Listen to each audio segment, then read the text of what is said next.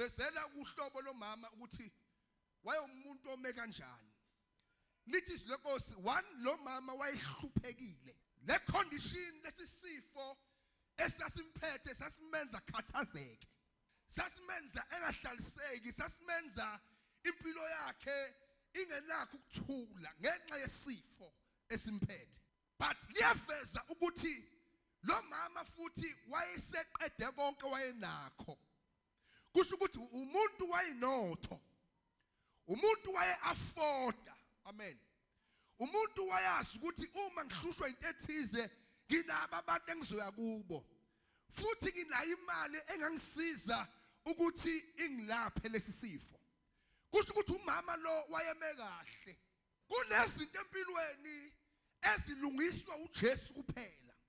Kunezinto ezingalungiswa imali yakho, engalungiswa imfundo yakho, engalungiswa ukuthi oba nabantu oconnected nabo, but eyilungiswa uThixo kuphela. Jesus everything, uJesu uyikho konke.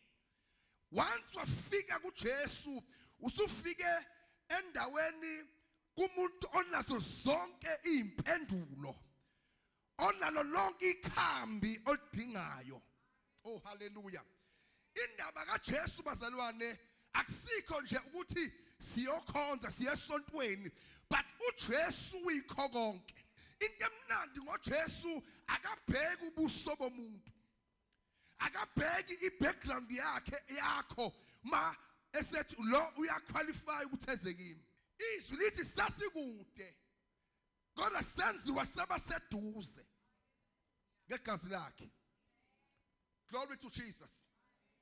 Into kaJesu imnandi ngoba uma uJesu ezokwenzela ifavor akaceli kubaba othize noma kumfundisi, akaceli kwikhansela, akaceli kwimeya, akaceli kupresident.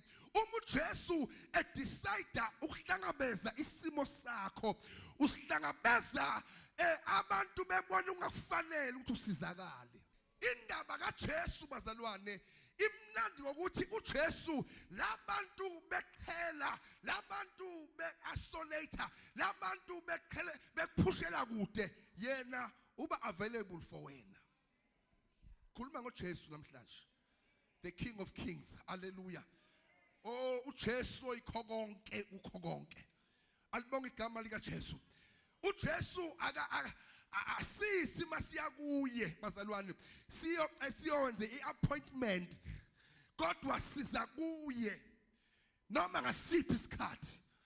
Yingakho kwathi maye esesiphambanweni lithi izinkosi kwadabuka isenqo sethempeli esasithi ngeke usangenelwa ubaba uZulu endaweni engcwele. Wonke umuntu uyaqualifya ukuthi azingenele. Omdala omncane onemali ongenayo imali kodwa wonke umuntu bazalwane uyakwazi ukuziyela kuJesu. As long uphila, as long noma thiwa yini eshayile empilweni, but as long uphila uNkulunkulu ulivulile umnyango ukuthi noma udlule kusiphi isimo yena angakumukela. Praise the Lord. Lithi iBhayibheli lo mama esehlupheke isikhathi eside engekho umuntu, awuthi angekho umuntu. Ya angekho umuntu ongamxazulelela, ongamsiza. Kunento empilweni uthola ukuthi bonke abantu abaseduze kwakho abanaso isixazululo senkinga yakho. Noba thembile ubuye ujabhile ngoba akanaso isixazululo senkinga yakho. But let me tell you something.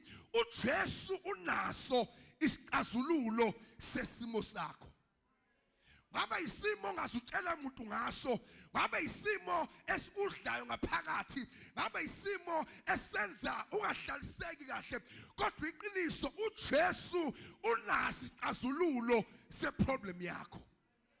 Oh hallelujah. Angikhathali problem yani. Oh my God. Angikhathali ukuthi problem yani, but uJesu uyakwazi ukusolve iproblem yomuntu.